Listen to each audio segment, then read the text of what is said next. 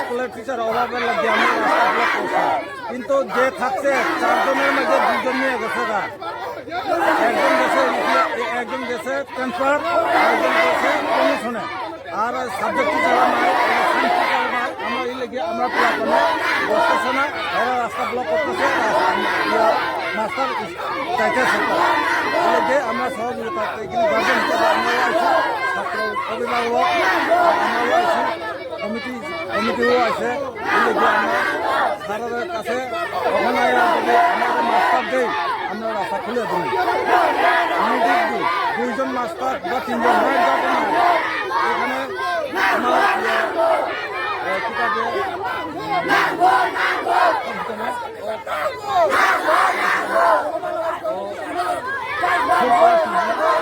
ডক্টরও নাই, আমরা এখানে সেই অবস্থায় আছে। তখন আইএসআর ভিজিট করে এটা করতাম, আমরা যাই জানাইছি। তো